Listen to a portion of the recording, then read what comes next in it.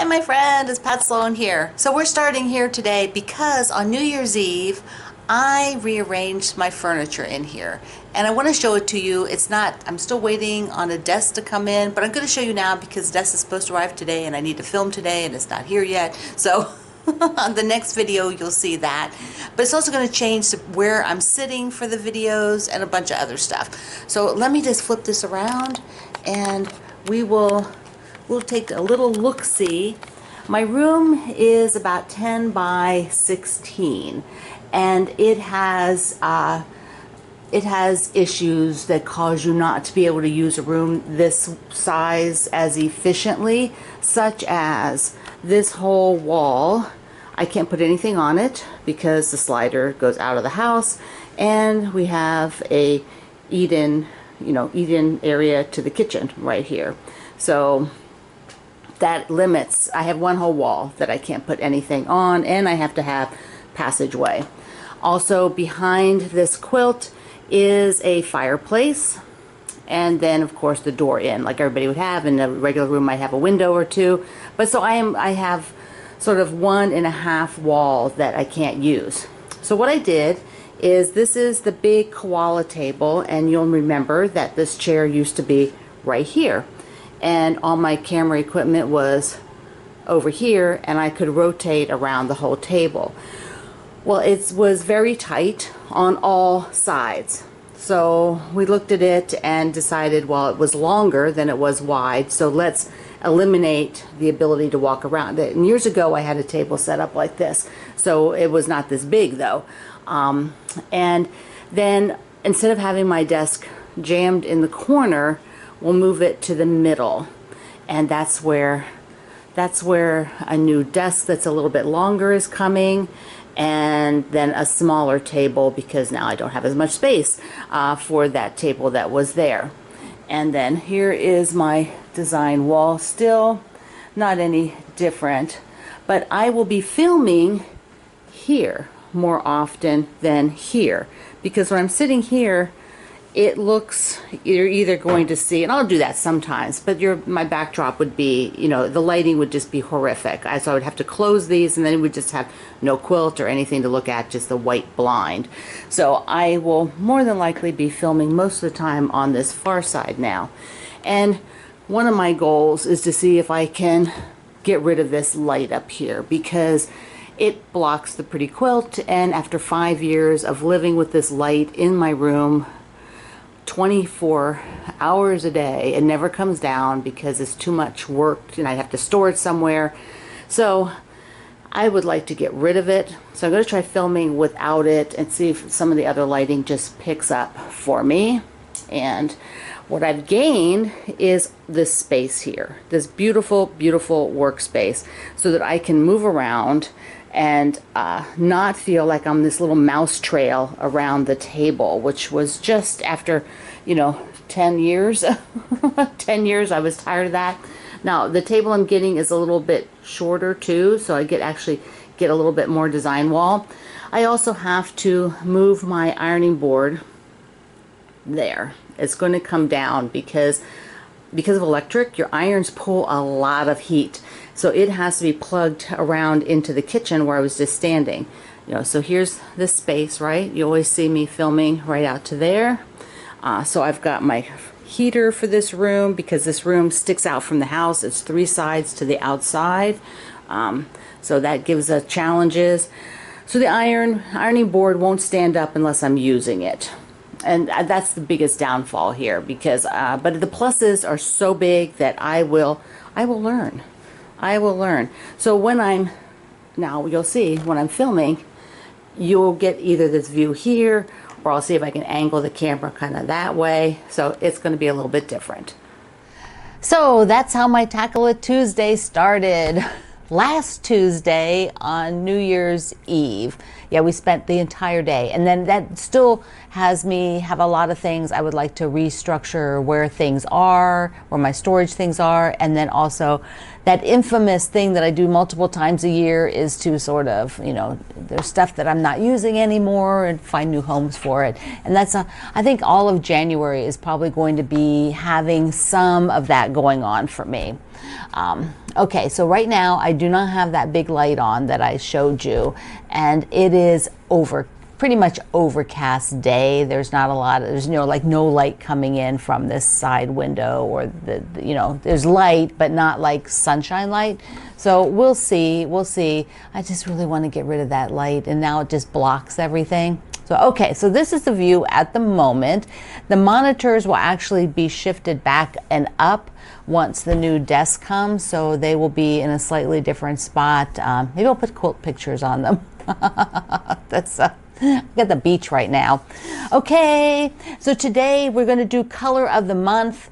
That is something I started last year, and I think we'll do it again this year because it's a lot of fun. So today's color of the month is blue. Blue. So if you have a blue quilt, primarily blue, okay, so when we look at it, we need to think, oh, that looks like a blue quilt. Share that at Quilt Along with Pat Sloan over at Facebook. It is also Bobblehead Day. I don't know. I had to share that because that cracks me up. My dad's wife has a bobblehead of her boss back in the day. It always cracks me up to see that bobblehead sitting there. So if you're a fan of bobbleheads, leave me a comment here at YouTube, or if you want to share it over at my non-quilting group, the Fireside Chat at Facebook, you can do it there. All right, we're going to talk first about 100 blocks. So this is kind of like 100 block and the Book Nook rolled together, because I'm not going to do another book today, just this one. So I want to talk a little bit about the structure of how the book is and the patterns, and then show you my fabric, what I'm going to work with. So let's, I got to hold on one second. Let me get it closer.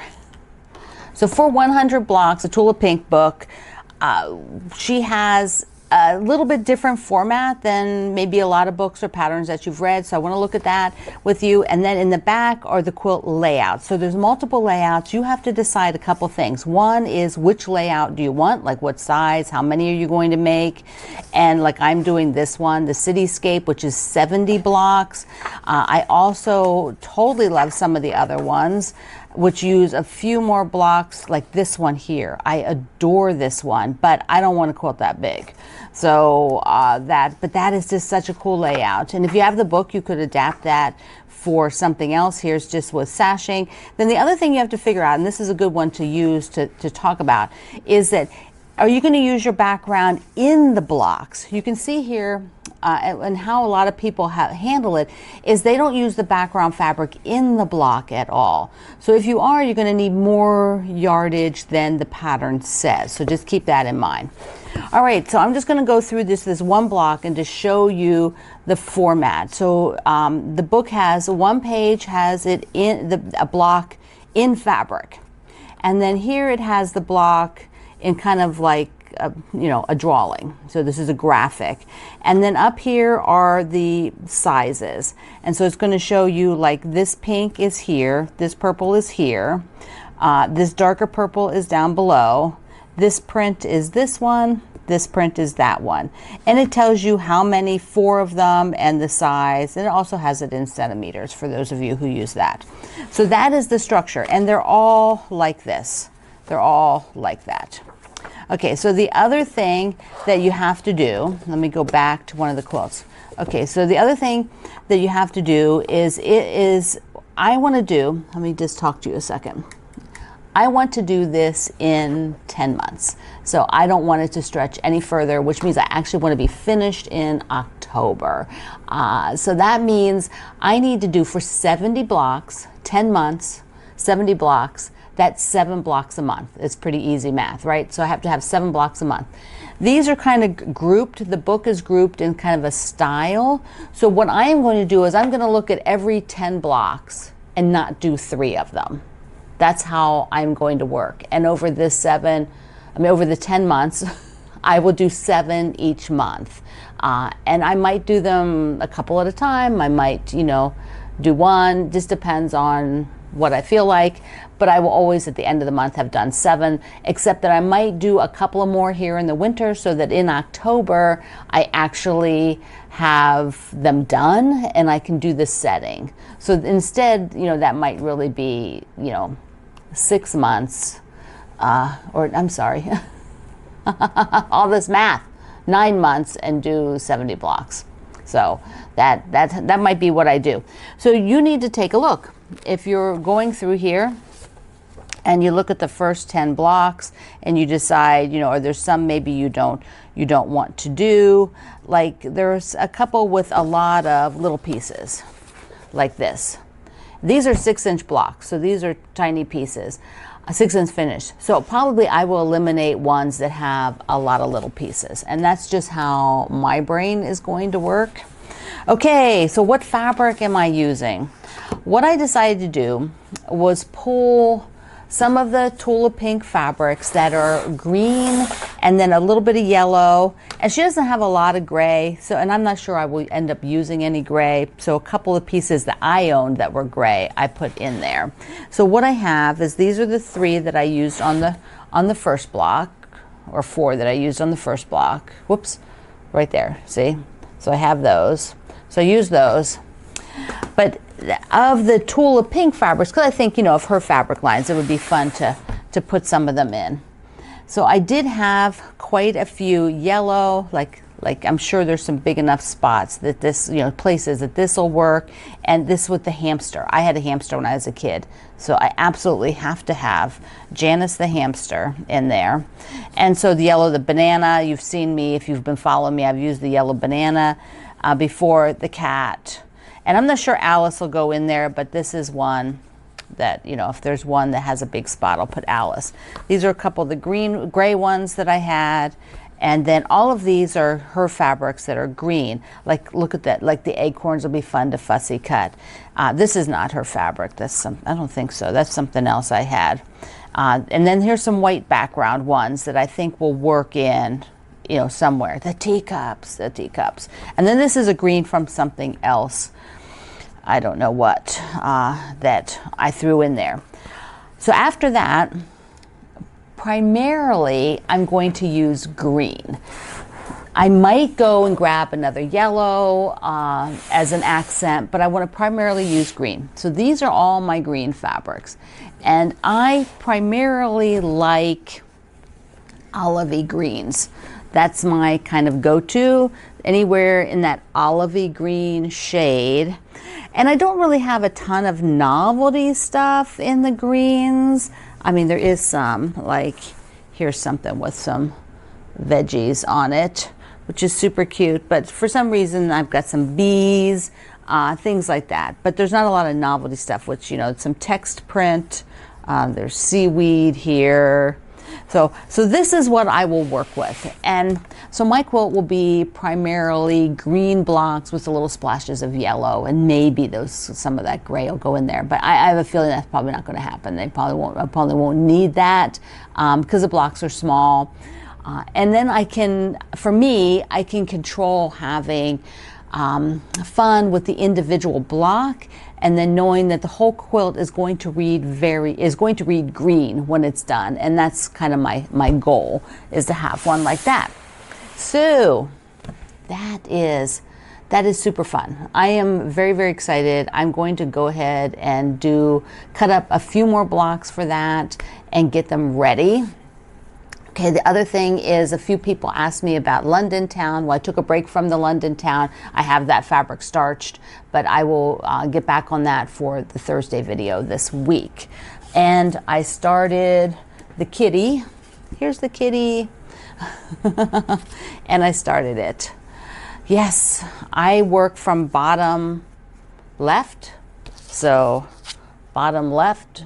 That's and I've got then the last letter of Christmas. I'll do that. I have to break it up. I can't possibly do all those stars at once because I would be bored to death. Now Wendy is working in a different spot, so let me show you hers.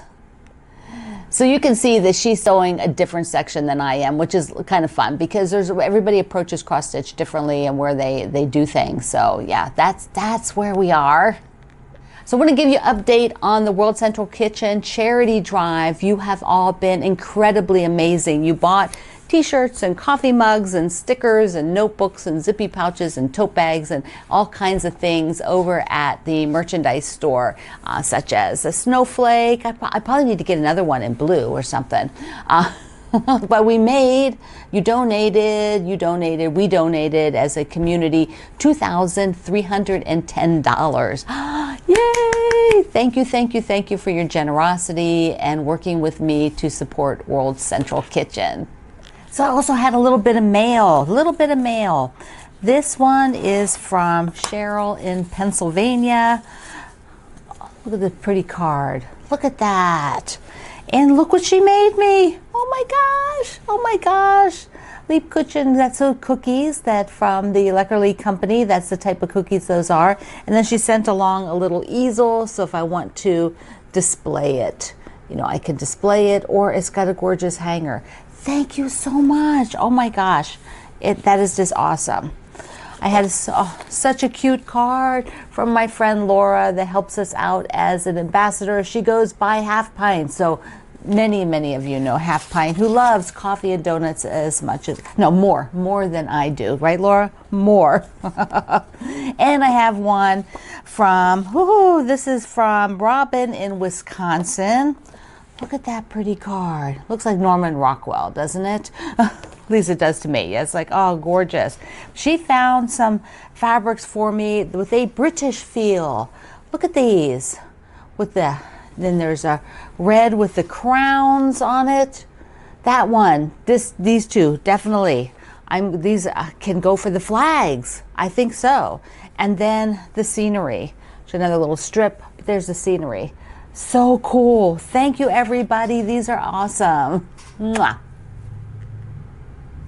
So last thing I'll do here today is a Q&A, because let me just get my note here. I had a few people ask me about donating quilts to charity and kind of like some guidelines, I guess, about that. And I thought I'd give you a few things, and I'm going to keep this list. It'll be in the description box here under the video, so that if you want to grab it, you can. And then I would encourage you, if you have other things that you do when you give a quilt to charity, thoughts or, processes, just list them in the comments so that everybody can learn. So when you give a donation quilt, the very first thing you have to remember is the quilt you no longer own the quilt. So when you donate it, you're giving it, it's not yours. And so how the group uses it, you don't have any say in after it's given. But you can have a conversation about how your quilt will be used before you give it. And that's what I want to concentrate on, because where I see the problem come in with people who have donated a quilt is that they may not have had a conversation, or may not have had the right conversation so that they understood how the quilt was going to be used. And I personally have had that same issue. I have given a quilt years ago, and it was used in a way that I wasn't anticipating, and but it's not mine anymore, so I let it go. But if I'd had a conversation in advance, a little bit more detail, I would have understood maybe what the group was going to do. So here you go. First of all, know how they're going to use it. Is it going to be auctioned? Is it going to be donated to a person? Will it be given for display? You can give it to charity and they may decide to display it somewhere, like I've had with our critter quilts. They're given to a charity, they're given to a group, and then they could use it for display or whatever. So ask. These are the questions to ask. Will it be raffled, and what group is it going to benefit? Now, You could put something in writing if you wanted to be very formal, saying that it has to be used for XYZ, whatever. And that is always an option. It's always an option then for the group you're giving it to decide not to sign that agreement and decline your gift. So be aware that if you want to go that level, your gift may be declined because they may not be in a position to sign off on an agreement. If you're doing something where it's auctioned and there's bidding, like, they're going to raise the bid, one person, like you're going to, regular auction thing, find out, do they have a starting bid? Because this is where I hear so many people disappointed that their quilt only went for a very low amount. They sometimes even bid and get it back themselves. So if you want to have that conversation, is there a starting bid? Is it one that you feel comfortable with? If it only makes that much, are you happy with that? If not, don't give it to that group. Don't give it to them. Just to find another group. If there's a write-up about the quilt, you can give them the write-up. You know the quilt a whole lot better than they do, and you will write it a whole lot better than a group that doesn't know anything about quilts will do a write-up. Then, if it's going to be published, ask them to see it before it's published so that if somebody has adjusted the wording, which happens probably 99% of the time, then you have a chance to review it before it's done and make any adjustments or talk to them about it. It's all about conversation. And people become kind of shy and weird and don't have conversations about their things. You have to talk to people directly, and you have to, it's a business transaction. So, there you go. Also, about your name. Do you want your name on the quilt, on a label? If it's like a community thing, if your name is on there, people will look you up. Not only from the write-up, but the people who got it, whatever. So if you don't want people looking you up, you can just say, from a friend of, the Villages, whatever, so you don't have to put your real name. There's no law that says you have to put your real name. If you want your name on there, put it on there. But just know that you will be tracked down by somebody who's just curious. That's just the way life is. And let's see. I think that's kind of it. The label stuff is also not only your name, but do you want, your address or anything like that, your contact information. Maybe it's for a school or something and you really do want that kind of information on there. So it's all in your control, and it's all a conversation you have with the people you're donating this to. So I hope that helped you a little bit on understanding how to think about giving a quilt to be used for charity, for fundraising. All right, my friend, so I am going to be pulling some, for another block, I'm going to do block probably 2 and 3 from the book and have that. So I'll have three or 4 blocks, maybe, by the end of the week. I think that's good, since I'll probably try to get 8 blocks done this month. I think through the winter, try to do 8 in January, February, March. Okay, tomorrow's video, depends on when I film it, but tomorrow's video I should have a different desk back there, and it'll be white. So I love you. Mwah. Thank you for being here in the Sloan Zone. I will see you online.